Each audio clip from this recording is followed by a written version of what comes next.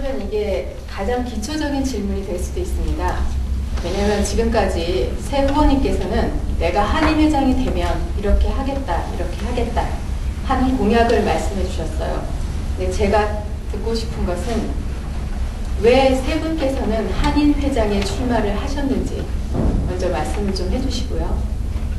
또 한인회장에 당선이 되실 수도 있고 낙선이 되실 수도 있습니다. 낙선이 되시면 계획이 어떤 걸 갖고 계신지 그것도 좀 말씀을 해주십시오. 말씀드렸다시피 그게 뭐가 있길래, 그 자리에 뭐가 있길래. 맞습니다. 오죽하면 제가 정신여고 나왔다고 정신 나갔다라고 우스갯 소리를 했겠습니까? 그건 뼈아픈 소리입니다. 3년간을 한인이 들면서 정말 이 한인에 내가 왜 이렇게 내 모든 것을 올인하고 있나를 생각했었습니다. 근데 저도 교민의 하나로서 개인적으로는 가장 제가 어려운 시기에 정신적으로 또는 작년에 보시지만 못발 짚고 막 다녔지 않습니까? 다리 부러져 가면서도 다녔던 게 한인회입니다. 갈비뼈 나가면서도 다녔던 게 한인회입니다. 그때 저는 심한 우울증을 앓고 있었습니다. 근데 남을 돕는다는 건 결국은 나를 돕는 거였습니다. 봉사의 가장 기본 원칙은 누구냐 하면 남을 그러니까 어집잖게 돕는 게 아닙니다. 나 자신을 돕는 겁니다. 그 일을 함으로써 내가 즐거웠고 내가 살아있을 수 있었습니다. 특히 작년은 자살 사건이 많은 해였습니다. 그게 1년 첫 여는 이게 작년 9대 때 저랑 같이 일했던 박치호 이사의 간암 소식이었습니다. 그 장례식에서 굉장히 많은 데미지를 개인적으로 받았었습니다. 그러면서 이래도 내가 이 모든 걸 바쳐서 이 일을 해야 되냐 할 때 가장 힘들면서 바쁘고 힘들 때 어떤 일이 하나가 해결됐을 때 제가 돌아오는 차 안에서 운전을 하면서 저 혼자 난 이걸 하나 해냈다. 내가 살아있다. 나의 존재감이 있다라는 게 가장 큰 동기고, 둘째 동기는 뭐냐 하면 도약 발표에서도 얘기 드렸습니다. 교민들이 저를 뽑아주셨을 때는 저에게 힘을 실어주신 겁니다. 당신이 대표로 나가서 정말 희직고 다녀봐 하는 겁니다. 그 힘을 잘못하면 어깨에 올려놓고 안 쓸 수 있는데 그 힘을 제가 돌려드리겠다는, 구체적으로 예를 들면 만약에 개인이 렘브라운이라는 시장을 만나고 싶으면 몇 달이 걸릴까요? 하지만 한인회에서 당신을 꼭 보고 싶습니다. 할 얘기가 있으면 적어도 한 달 반 안에는 회신이 왔습니다. 그 다음에 이민성 장관, 조나단 콜맨 정말 만나기 힘든 사람입니다. 그래도 그분들한테 우리의 얘기를 해야 되겠다. 제가 작년에 한 얘기 중에 하나가 뭐냐면 도대체 3.0이라는 영어는 사실상 비즈니스 스타디나 어디에 거기에 학원에 등록을 하고 내도 6개월만 지나면 나오는 점수다. 근데 우리는 시험이라는 게 싫기 때문에 이걸 안 하려고 그러는데 비즈니스 스타디를 한다고 했을 때 그 어학원도 살려주고 이 사람도 시험이라는 거에서 벗어나고 할 수 있는 대체 방안이 그건 심각하게 고려해 준다고 했습니다. 그 다음 집안의 모든 사람이 영어 점수를 받아야 될 이유가 있겠느냐. 만약에 남자들은 대개 우리 주신청자인 남자들은 한국에서 사업을 하고 뭘 하다 보면 영어 공부할 시간이 없었다. 하지만 부인들은 많은 영어를, 특히 여자들은 언어적인 재능이 있다. 그럼 부인이 영어를 잘할 때는 대체해 줄 수 있지 않겠느냐. 꼭 모든 사람이 4.0, 5.0을 받아야 되느냐. 구체적인 거, 그거에 대해서는 레터도 받았습니다. 이거는 심각하게 고려해 보겠다. 우리도 위에다가 얘기를 했다라고 얘기했습니다. 이런 식으로 제가 조그마한 거, 진짜 바위에다 계란치기지만 조금씩 개선되는 게 있었고 그 열매를 맺고 싶었던 게 제 이번에 출마하게 된 동기고, 제가 만약에 회장이 안 된다면 저는 아직은 확신을 갖고 있습니다. 전 꼭 돼야 된다고 생각하고 있습니다. 왜? 하던 일을 계속해야 되니까. 오드리 정이라는 현지사에 물어보십시오. 저의 별명이 오클랜드 한인 마더입니다. 링컨 탄이 붙여준 겁니다. 그 다음에 MSD에서 제 별명은 스파이더 워먼입니다. 왜? 거미줄같이 네트워크를 쌓고 있는 중이다. 근데 이 네트워크가 1년 안에 안 생깁니다. 제가 3년 쏟아놓은 겁니다. 앞으로 3년을 더 해야 될지도 몰라요. 떨어진다면 우리 홍 후보님이 저한테 저번 날 러브콜 보내주셨죠. 저 부회장 시켜주신다고 그러셨죠. 부회장 합니다. 왜 못합니까? 제가 해야 될 목적이 있는데 제 자리 때문에 한 게 아니라는 걸 저는 여기서 분명히 밝혀드립니다. 아니면 저 학생들하고 노는 거 제일 좋아합니다.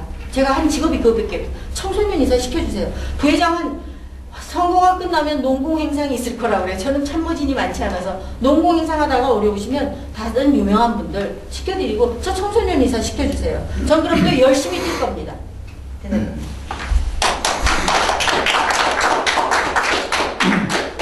제가 말씀드리겠습니다. 지금 정의국 후보님 말씀에 제가 감동을 많이 받았습니다. 정말 이런 봉사정신을 가진 분하고 같이 경쟁을 할 수 있다는 것에서 제가 상당히 무한한 영광을 제가 느낍니다. 저는 한일회장의 출마가 사실은 두 번째죠. 제 수정입니다. 저에 대한 질문이 이게 좀 제일 정확한 것 같아요. 다른 분들보다. 저는 그 한일회장이 주위에 이제 그 시니컬한 분들이 많은데 저는 교민사회에서 가장 시니컬한 분들을 제일 싫어합니다. 그건 바로 뭐냐? 일을 하면서 노력을 하면서 요구도 먹는 건 좋은데 일을 안 하면서 뒤에서 시니컬하게 냉소적으로 던지는 것들은 교민사회라든가 자기 개인의 발전도 전혀 안 됩니다. 제가 본 개인의 발전도 시니컬한 사람들은 정말 앞으로 미래가 없습니다. 물론 우리 교민사회가 다 시니컬한 게 아닙니다. 일부 극소수의 분들이 이제 그런데 그런 분들이 이제 뭐 한일회장 뭐 할 게 있다고 두 번씩이나 나가서 그거 하려고 하냐. 뭐 한일회장 되면 뭐 있어? 이번에 무슨 뭐 대통령 선거, 국회의원 선거 있어? 거기 뭐 챙기는 거 있어? 상당히 제가 그런 거 볼 때마다 상당히 마음이 답답한 걸 느낍니다. 홍영표라는 사람이 교민사회에서 상당히 저번에도 어제 그저께 말씀드렸습니다만은 상당히 많이 왜곡되어 있다는 생각을 지금 많이 했습니다.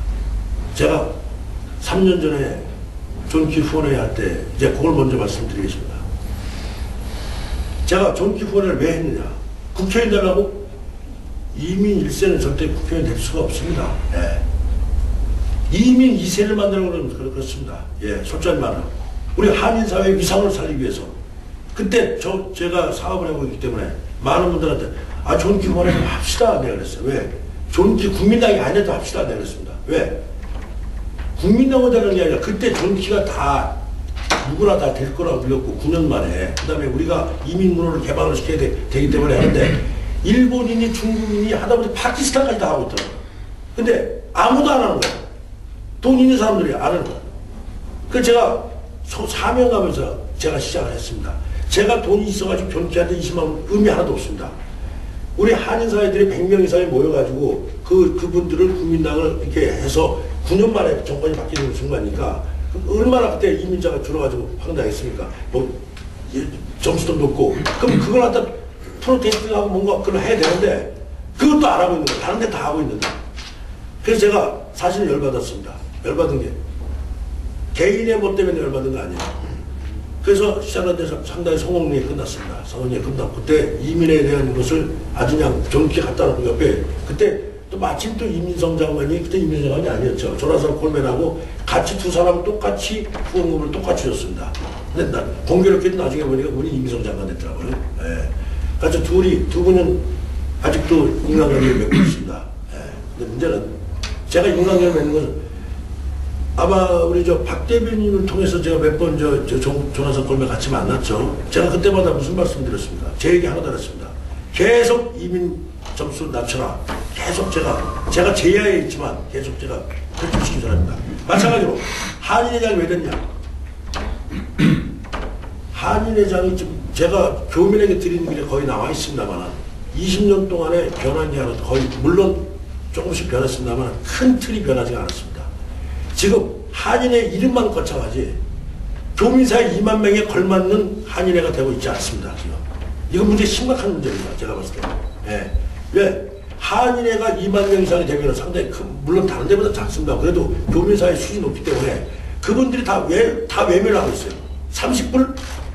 아까워서 안 내는 거 아닙니다. 그건 마냥 한인회에 관심이 없다는 얘기입니다. 우리 정영현 후보님 열심히 하고 있어요. 열심히 하면 뭐합니까? 한인회 조직 시스템 자체가 스몰이 되고 있는데 또한 예를 들어서 에버딜 사건 열심히 하셨습니다. 삐트가 저는 났습니다. 열심히 하셨어요. 그분을 교도소에 보내지 말았어야 되는 겁니다. 그 어머니가 그 애가 다녔던 교회 권사 장로님이 눈물을 흘리면서 저한테 얘기를 했어요. 예? 앞으로 한인애들 당신이 되면은 그런 식으로 하지 말아라. 어? 왜?